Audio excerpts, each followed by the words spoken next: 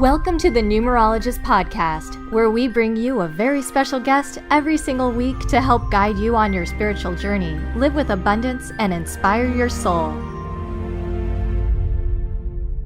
Hello, Numerologist fans. Welcome back to another episode of the Numerologist podcast with me, Rose.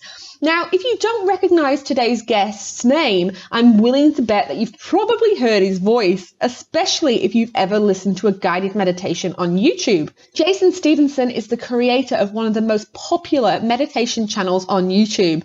His sleep meditation music channel has nearly 2 million subscribers, and his videos have nearly 500 million views. Jason's passion for helping people sleep better, reduce anxiety, and release self-doubt are major themes of his videos, and I'm so delighted to chat to him today. Please join me in welcoming Jason to the podcast. Hi, Jason. Thanks for joining me. Hi, Rose.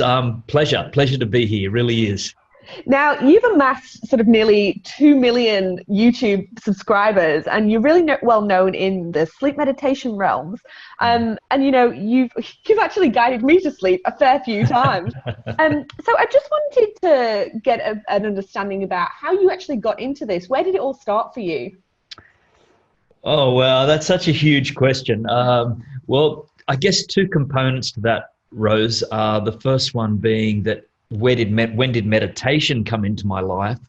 And basically it really sort of I got deeper into it probably about 15, 17 years ago now, and I signed up for a 10-day Buddhist monastic retreat, and it was a strict monastic retreat, no talking for 10 days, 2 meals a day, hair shaved off, robes, the full works. Wow. And that was a pivotal point, one of those life-changing moments, because at the time I'd come out of abusing alcohol and drugs, and my life was a little bit of a mess, and I went into that, and so there was a lot of stuff I had to deal with, a lot of crap that was coming to the surface. And so I found that meditation retreat helped me no end. It literally changed me within those 10 days. And but then I didn't go back into meditation, just sort of spasmodically. But it wasn't until it was almost like this calling. I started a YouTube channel to help promote a website that I was building, and I had no idea. I put up one guided meditation for children. Mm-hmm. And I put up a relaxation music track, and then nothing happened for 6 months, 8 months, and I didn't think much of it. And then all of a sudden one video took off. And then I realized people said, "Oh, do you do meditations for adults?" And I said, "Well, no, but why not? Let's give this a go." And that's how it kind of all began. And it just, over the last 10 years, it's just snowballed. So what took you down doing meditation for kids as a first look into YouTube? Yeah, good question, that one. I think because of my rough time, mm-hmm. I really wanted to bring it home to kids to believe in themselves from a young age, and to not be swayed by what happens outside, what names we're called, and what goes on. Like, I was bullied a bit at school, and it had an effect on my self-esteem, and things just sort of got messy. So I really wanted to get into the kids' minds, so I did these affirmations in word and song for children, so that they've got a greater chance of belief in themselves to kick their lives off. That was my reasoning behind all of that. Well, that's a good a reason as ever, isn't it? That's a really beautiful way to go. Now, how important is that? I'm kind of going into a bit of a tangent here, but how important is that self-belief in children and in adults? Oh my goodness, it's really so important. It's like it's pivotal to all different aspects of our lives, and whether that be relationships and financial and career and health. If we don't have that belief, well, number one, we can go off the rails, and then we've got nothing. Because I went off the rails and to poor health. I was diagnosed HIV positive in 2005. And it's because of not looking after myself and not caring for myself and for other people. And so my life just spiraled out of control. And if we don't care for ourselves, if we don't have that self-belief in ourselves, then our lives are open to crash and burn in all different ways. So let's talk about how important meditation is in that whole realm, in that self-belief, in looking after ourselves. Can you tell me about how meditation, I suppose, helped you, and then how it sort of helps us on a greater level in a general sense? Yeah, meditation helped me enormously. I ended up going through a period of time where I was suffering anxiety. I didn't even know what anxiety was, and panic attacks, and I had never had anything like this before. And so I was seeing a counselor at the time, and she said to me, have you heard of meditation? I said, yes, I have. I remember connecting with it at first when I was 16. My mum took me to a meditation class, and it lit something inside me. So it always stayed with me, the benefits of that peace that I felt after that class. And so what this meditation practice done, and the use of affirmations, using affirmations as like a mantra whilst I was meditating, helped me to connect to my breathing, which was so important, especially during anxiety and panic attacks, which sometimes I would get anywhere out in the street. And then I would just go over in my mind, okay, stop, breathe. Let's just breathe. Just taking in those slow breaths. And it was almost like a meditation on the go, wherever I was. If I had those, those panic attacks in the street, trying to get back to my car, just stop and breathe. And it would help me through those really difficult times. And it ended up becoming a part of my life, probably after 2005, 2006, 2007. I began to do it on a regular basis. I began to use it as a part of my routine. And it was like I guess it was like a part of, it was self-love for myself. It was giving myself time to connect, to ground myself. And then, so guess what happened? Anxiety and panic attacks stopped.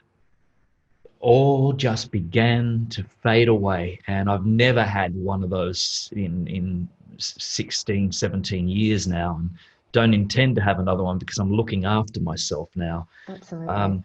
So on the greater whole, meditation is so important, and so important for professionals as well, because as you may know, and I'm a CEO myself, and so I'm busy. There's lots of projects on the go, and it's very important for me to maintain this state of equilibrium, and meditation does that. It gives us this opportunity to ground ourselves each morning and each night before sleep, which is another beautiful time that meditation helps people, because we can begin to let go of the day, that we don't carry it to bed with us. We can just go, okay, here I am right now in bed, and it's time to release. It's time to let go of all that stuff that I've been carrying with me today. Yeah. Absolutely. And from what you just said there, it brings me to my next question, but it kind of involves what I was actually going to ask you. My question was all about how to meditate, because, we often think to ourselves, okay, we know what meditation is, but do we really know what meditation is? Do we really know how to meditate? And from what you've just said there seems like there's two ways to do that. There's the sit down and the traditional, grounding yourself, but there's those daily techniques and tactics that you can take with you throughout your day, isn't there? Yes. Well, the one that I normally focus on is, and the one that I know best and that I use is mindfulness meditation. And The beauty of mindfulness meditation is you can have like I think John Kabat-Zinn, who brought mindfulness to the West, he talks about having, your formal practice of meditation, of sitting. And that's very important to have and even if it's 5 minutes a day, 5 or 10 minutes a day of just sitting and focusing on the breath. And so every time the mind is wandering, which it does, and it's perfectly okay, that's normal. Many people want to give up meditation because they say, oh, I can't meditate, my mind's been going crazy, it doesn't silence. And I say, that's perfect. That means you're doing meditation well, because what you're doing is you're recognizing your thoughts are going crazy, and they're going crazy all the time. But when we begin to be aware of them and we just allow them to be, we allow them to come and go. We put out that welcome mat for the thoughts, but then our only job then is to recognize the thought, to acknowledge the thought and just go, yeah, there's a thought, there's one there. And then just to simply return our focus to our breath again and again and again.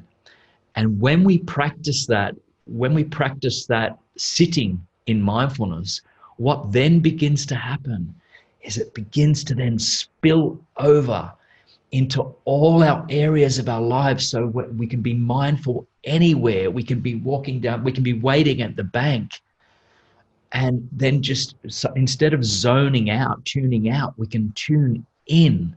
We can just go, okay, I'm here now.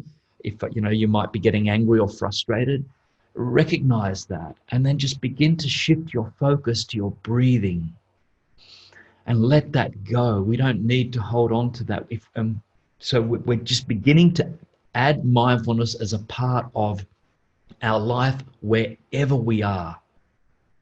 We're taking in so much more. We can see things that we haven't seen before.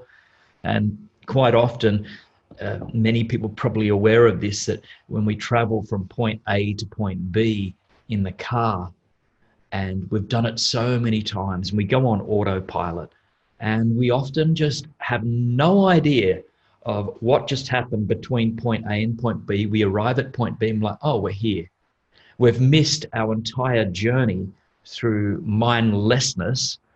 But if we can just be mindful, maybe take another route, just take a different route for a change, or see things that you haven't seen before. And that's the beauty of mindfulness, because what are we doing? We're living life 100% instead of 50 or 60%. And I get it. I'm not saying that we can be mindful all the time. That's an impossibility. We can't.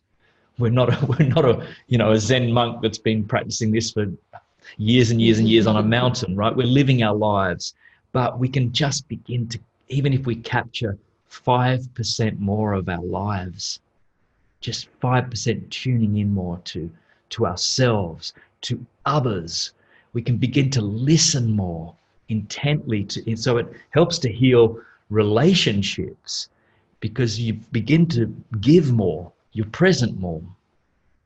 Absolutely. And I think that's a really important point, because we are all, getting busier and busier every day. And, the thoughts in our minds are just running 100 miles an hour. And it actually brings me to a question that we got from our audience. I was going to leave these till the end, but this kind of brought it up. One of them asked, what can I do if I'm bad at meditating? And that's kind of brings me to what you were just saying. So what would you say to that person? Oh, I'd just say, here's the thing. If you are meditating, then it's not bad. That's your belief. You're not wrong. You're beautifully right. You are giving yourself the most beautiful gift. That is simply that bad at meditating is an absolute, it's like a myth. So whoever you are, can I just say that keep meditating, and just, even if it's that 5 minutes, and there's no bad. Can I tell you something? I've been doing meditation for years now, for 10 years, certainly the last 10 years, quite on a regular process. I can still go into a meditation session where for 15 minutes there's constant thoughts. But here's the deal. The difference is I don't see that as bad. And I recognize that, okay, today there are a lot of thoughts, and that's okay. Right where I'm at. It's perfectly okay. And if you can just accept that to you and say that to yourself, that, wow, a lot of thoughts going on there, and that's okay, because that's where I'm at now. And that's perfect. That's a really great message. And it just proves that it's all about perspective, isn't it? Yes. Yes. Absolutely. Now, I'm just going to go back to your YouTube channel, because you actually release a new video every week. And I want to know how you come up with so much content, and what's your process for sort of delivering a new meditation each week? Yes. I'm lucky now. I have a team of people. Before it was not so that way. I tell you how it all begins is I first come up with the concepts. And so I begin just I outline concept after concept. I might spend a day working on concepts of, 5 meditations in a row. So I get those out all clear. I now send them off to a beautiful lady that's been working with me probably now for 3 or 4 years. Is very clever, intelligent, and a writer who seems to know my soul now. When I give her a concept, and when she sends back her words, it's almost like she has tapped into my mind now, and she's writing the exact words. So when I speak now, it's like it's now happening. It's from my soul. It's like we're both sort of connected somehow together. So that's how it all starts. The writing starts first. Then I come up with the concept of the video. And now I'm very fortunate now to have editors that even edit out my mistakes. And that took me a while. I'm going to tell you, that took me a while to hand that over, because I felt, there's a part of when you make mistakes on recordings and you think, I don't want people to hear that. And so it took me a while letting go of the ego, and it's like, okay, hand it over. It's okay. Yeah, absolutely. And before the call, you were actually telling me that you've been working on a really big project for about a year now. Can you tell me a bit about that? Yeah, we've been working on this project probably since February last year. And it was meant to be launched last year. But these things take time, and they take a lot of time, and especially when you're building from scratch. And it involves meditation. It involves and getting to sleep, but with an empowered mind. And because people are having trouble sleeping, but also what we decided with this project is to empower the mind before sleep and upon awakening. And so this is a project that will be launched very, very soon, an online project. And so we're inviting anyone that if you want to come along for the ride, we'll be announcing it. I'll be announcing it on my emails. And if anyone's interested, you can sign up for that. And it's just go to www.jasonstevenson.net. And basically, just sign up, and we offer a free guided sleep meditation first. But we'll be launching this in about 1 month's time. So you're very excited, Awesome. Very excited to offer this out to the world. It sounds very exciting, and I'll put the link in the show notes. So make sure you go and check that out. So let's talk about sleep a bit more, because from your YouTube channel and from, obviously this big project you've been talking about, sleep is a very important part of the whole meditation game. Can you tell me a bit more about how meditation helps people go to sleep, stay to sleep, and wake up refreshed? So here's what happened. When I was doing the YouTube meditations, I wasn't focusing on meditations before sleep initially. I was focusing on meditations for so many different things. But what was coming back is I found that people were meditating before sleep, and then they were saying to me, wow, you're not going to believe this. I haven't slept properly for days, and your meditation helped me to sleep. And that's when I realized, I thought, my goodness, there seems to be this huge calling out there that people are having trouble sleeping. And so this is maybe something I can do. And so, and I use this, and I need this myself. Meditation before, this is when I meditate. I meditate in the mornings as well, but my main meditation time is prior to sleep, because what goes on is we take the whole day with us. We tend to carry all our past thoughts and past events with us. And even, of course, if we've got concerns of tomorrow, or thoughts of anxiousness coming up about a particular event in the future, we're taking that to sleep with us as well. And this is why, people are having trouble sleeping, is because there's so much on our minds. And another point, I guess, is the fact that we are using our phones, which have the blue screens, this emit this light that it takes away sleep from us. It's literally killing off our melatonin as we're watching these screens. And people find that, scrolling on the phone before sleep is a great way to calm themselves down. It actually works in the reverse, because just looking at that screen, it's sending signals to the brain to stay awake, and sometimes even bringing cortisol, the stress hormone it's sometimes called, into our bloodstreams and into our body. And so it's keeping us awake. It's working in the reverse. So, of course, if you're listening to my meditation on the phone, just turn your phone down. Don't look at the screen, right? Good tip.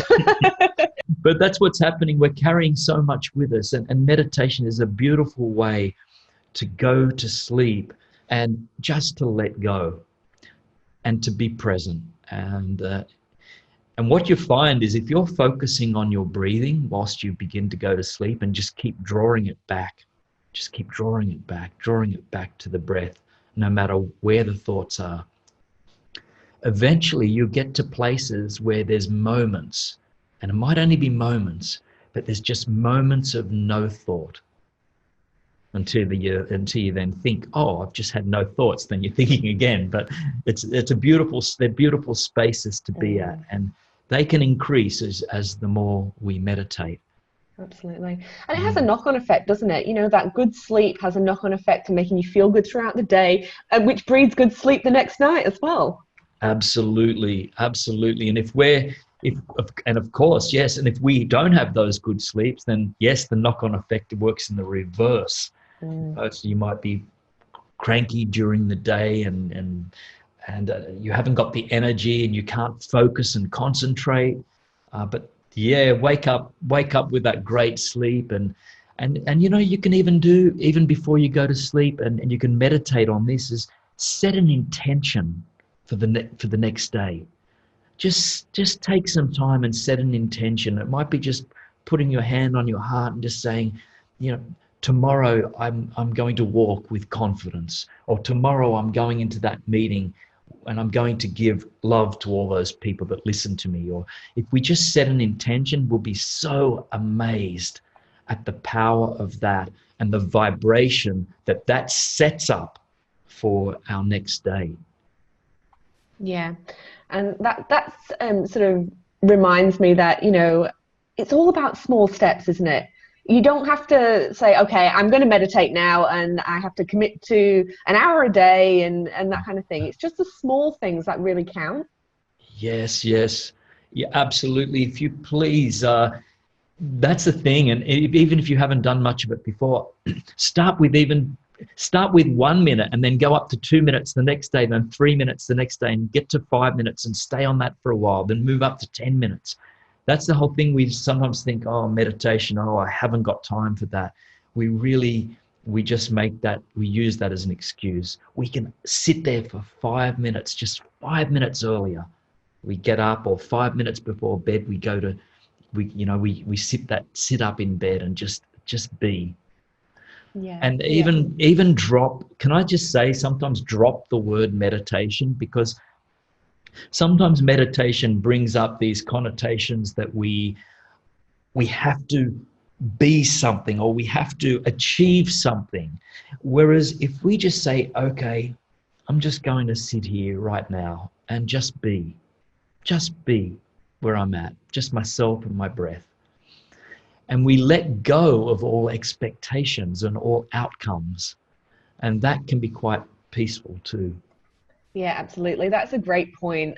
Because you're right, meditation does bring about this thought that it's a process that somebody has to go through. And again, it's that commitment, but reframing it. And again, it's about perspective. So yeah, I love that way of thinking about it. Yes, yes. Now, what we're going to do is we got a few questions from our community, and we have touched on a few of the topics that they've talked about, but I'm going to ask them to you anyway. So let's have a look. The first question that we got was, do I need any tools to effectively meditate? There are a few tools. You don't need any tools, but there are a few tools that you might want to choose. And one being in particular, if you haven't got a place to sit, you can sit in an upright chair, of course, you can sit anyway, and you can even lie down.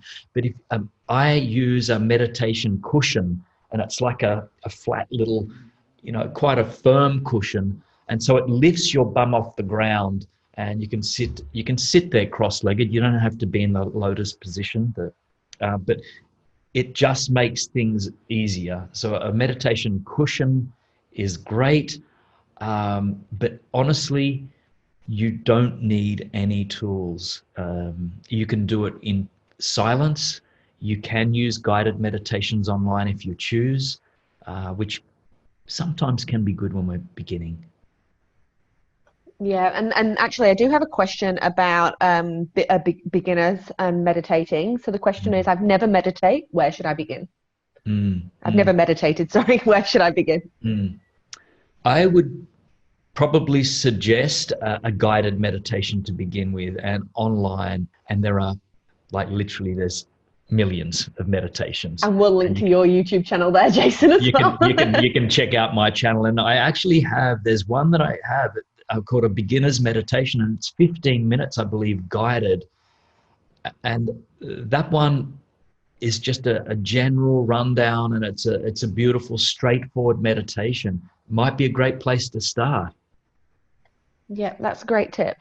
The next question is, sometimes I feel anxious during the day, but I'm so busy. What can I do to feel better quickly? I can recommend at these points in time is, if you catch yourself in those moments, discipline yourself to say, right now, I'm just going to focus on my breath. If you can get away from the particular situation and just find a quiet corner, even better. But I recognize that sometimes we can't, and that is where breathing and deep breathing, especially if we're really beginning to feel anxious, and breathing in through the nose and sending that breath down to the deep down to the diaphragm, to the belly area, helps, and blowing it out, blowing the initial breaths out, like really releasing it. So breathing in, just say peace, letting go of tension, and you can use that anywhere. Yeah, and from personal experience, I know that breath work is so powerful. I had a baby last year, and I used meditation and breath work and hypnobirthing to actually, go into labor and that kind of thing. And it was so powerful and profound, and I learned a whole new way of breathing, because it's not just normal breathing, the way you think, is it? That's right. And I guess I was blessed to learn a lot of, I learned diaphragmatic breathing. I used to sing for many years, and so I sort of but it's a natural process of breathing. It's how we breathe as babies. You see the baby's little stomach rise and fall, and but we lose that along the way, and especially when we're carrying stress and tension, we tend to breathe shallow from the shoulders. The chest and shoulders move, but if we can just be aware of that and send that breath all the way down and then breathe it back up, that will help. Really. Absolutely. Now, this question is about physical health, because we've talked a lot about mental health and anxiety and those kinds of things. Can meditation help me lose weight and with other physical health aspects too? I think it can be a component to weight loss. And this comes back even, we can connect this to sleep in a way as well, because if we're not getting good sleep, then we have the potential to put on weight. Our body just goes into dysfunction mode. So in some aspects, if we meditate before bed, if we sleep better, then it helps with lots of things about in regards to weight. Also, I actually have a weight loss meditation, so it has affirmations in it. So because it's a mindset, a lot of it's to do with the mind. Now, in regards to exercise, absolutely, we need that physical exercise as well. And I'm only saying this because I've recently fallen off the wagon in regards to getting exercise again, and now I'm beginning again, and I'm getting the benefits again. I'm feeling the benefits of being more alive and energized. And so meditation is a component that we can use amongst other things. I hope that helps. Yeah, absolutely. And it's interesting you mentioned about exercise there as well, because there are a lot of I haven't got a specific question from a specific person, but there was a lot of questions around exercise and meditation, and specifically yoga. Do you work with yoga at all, or have you got any tips for people who are doing yoga and want to combine it with meditation? Oh, I just say, if you're doing yoga, keep doing it. Because I've done yoga on and off and on and off, and right now I'm living in a small country town. There's no sort of lessons out here, although online, there's so many people. I can recommend someone, if I may. I know Adrienne Yoga with Adrienne is on YouTube, and what a beautiful soul and a beautiful way she has to help us with yoga. I know that every time I've done yoga, when I've done it, it's been amazing. And, it's something that I'm going to pick up again, I'm sure. Mm-hmm. Yes. Absolutely. Well, yeah, and it forces you to kind of do that breath work as well, doesn't it? And I think the whole practice is that relaxing and almost meditative state anyway. And I think, and this is probably something that you can probably tell me about, because we were talking before about professionals and how important meditation is for professionals. And I think more and more, meditation is becoming less of a I suppose it's got less stereotypes about it now. But I suppose yoga is something that is more of an accepted form of meditation for those who don't specifically want to say that they're doing meditation. What do you think? There's truth in that. Yeah. Absolutely. It's like yoga's, I guess, a lot more mainstream, and a lot more yoga classes are happening out there in the world, whereas meditation groups are not as, although I'm sure things are beginning to change now, and I think even mindfulness is coming into schools now, which is a beautiful thing. When I hear that, I just go, oh, wow, that is so beautiful. Absolutely. So yeah, I think things are just beginning to change now with the meditation concept, and especially for professionals. I mean, companies like Google, are bringing, I've done a few talks with Google, and they're bringing meditation into their employees. So it's reaching far and wide. Absolutely, that's great. What else? What other questions do we have? Oh, how often should I meditate? If you can do it, I say to do it daily. But one thing I want to make very clear here is that if you don't do it for a particular day or 2 days or 3 days, please don't beat yourself up about it. That's a meditation within itself, not to beat yourself up about it, just to be aware of that. And if there's any anxiousness that comes up, like or upset, or that you haven't meditated, be aware of that.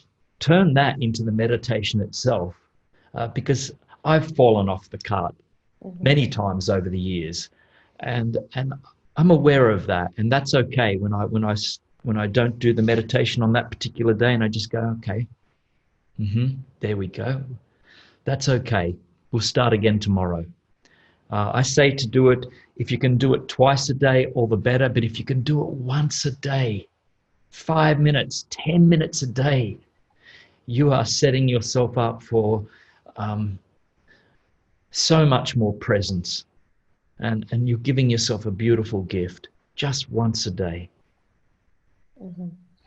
Well, I think that's a nice place to end, Jason. Thank you so much for joining me. Like I say, I'll put a link to your YouTube channel and also to your free guided sleep meditation that people can access, and wait for your exciting announcement to come along. So thank you. Thank you once again. Thank you, Rose. Thank you for listening to the Numerologist podcast. If you loved it, make sure you subscribe, and don't forget to check the show notes for an extra special free gift.